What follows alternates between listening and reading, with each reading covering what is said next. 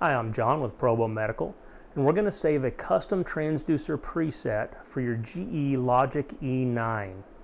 So we're going to start with the carotid preset with a 9L transducer.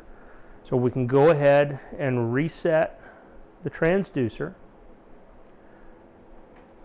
and we're going to put the transducer down just to see what it's looking like.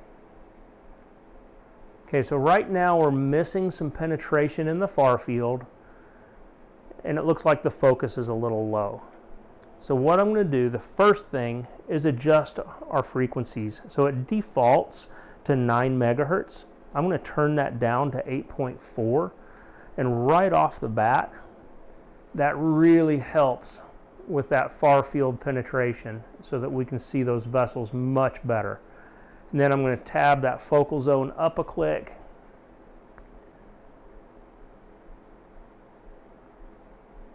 And that allows us to see that intimal line really well. So that's looking pretty good.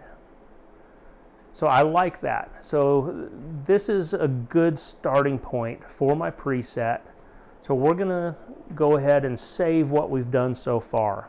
So if I hit model and I hit save, I can overwrite carotid.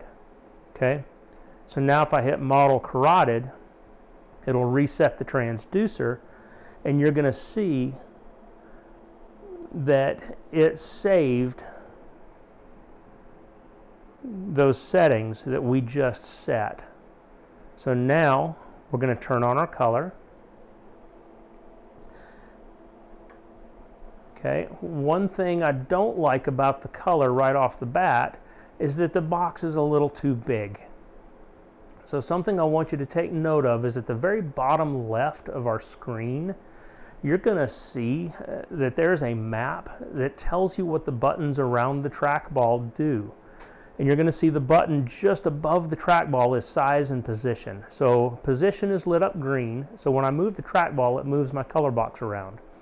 If I hit that button just above the trackball, and now I move my trackball, you'll see it adjust the size of our color box. So I'm going to go ahead and hit that button again so I'm back on position. That smaller color box allows for several things. It's going to give us much better color fill inside the box, and it improves our frame rate. So this is looking good, but it can be better. So there's a couple other parameters we want to look at down on our touch screen. So if I look right here, there's a threshold. So I'm going to turn that up to 80%. The factory default was 70. So what threshold is doing is telling the machine how much weight to give the color image over the grayscale image.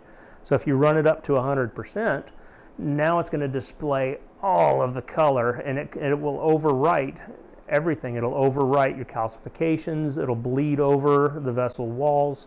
So 100% is too much for something like a carotid. But for most vascular work, 80% is your sweet spot. So there's another thing I want to check right here, and this is frequency. So this is frequency specifically of the pulses getting my color information. So I hit that. Right now we're in the mid-range. I'm going to drop that one click, so I still have one more click to go if I need it for those really tough patients that I just can't get color fill on. So I can drop it for those, but for most patients, that 3.6 is going to be plenty. And so now, looking at my image, I have really good color fill without overfill. So that is looking great. So if I were to go down and look at vertebrals, and I'm not making adjustments to the angles and stuff on purpose because this is my preset, and we typically start out with the angle headed in that direction. So now that I've got my color about where I want it, we're going to do that same thing we did a minute ago. We're going to hit model, save, overwrite carotid. Okay? So now I can hit model carotid.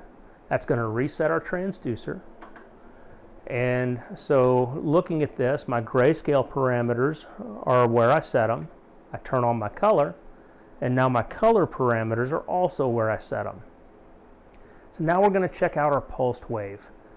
So the easiest way to get into pulsed wave on this machine is not hitting the PW button up here.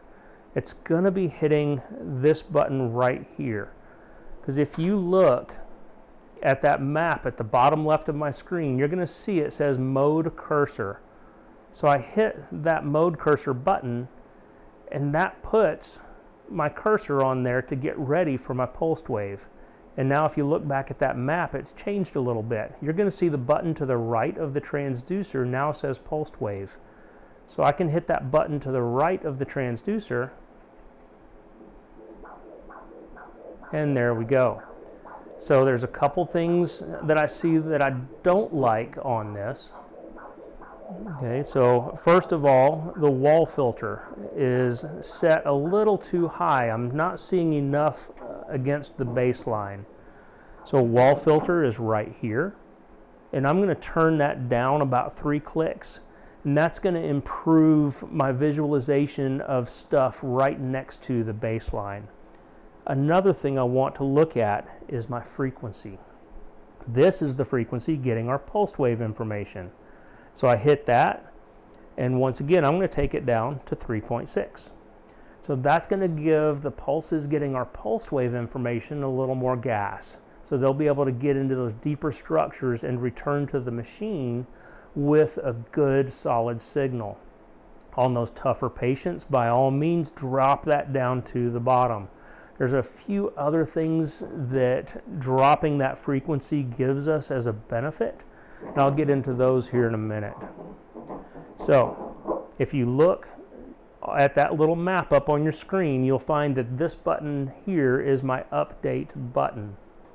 So I'm going to hit the update, get back on the artery, now hit update again.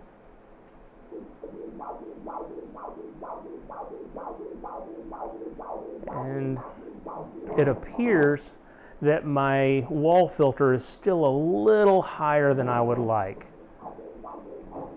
If you wanted to know what wall filter does, if you look at my waveform, I'm going to turn the wall filter way up.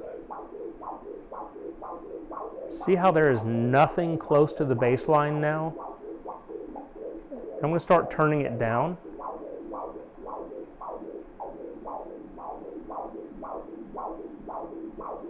And now you can see that there's a lot of information right next to the baseline for us.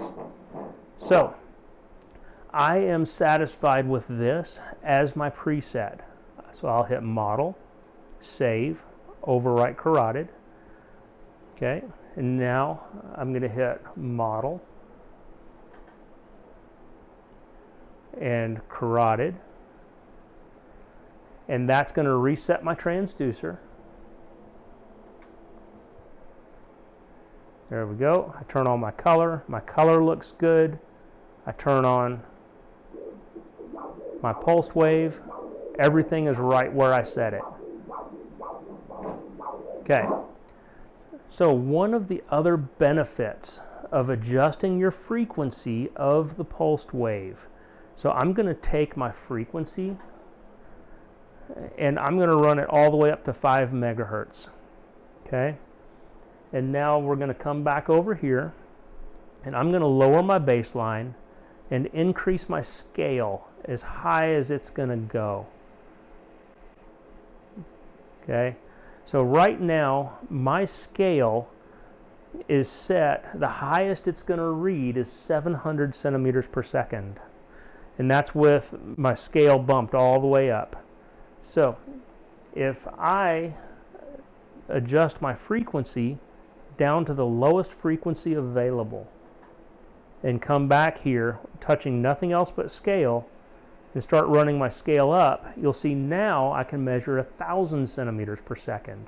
So if you are aliasing and you've already increased your scale as far as it'll go and you're still aliasing, check that frequency out on your pulsed wave and make sure that that frequency is bottomed out, because that will allow you to measure a higher velocity shift. And that is how you save a custom preset on the GE LOGIQ E9.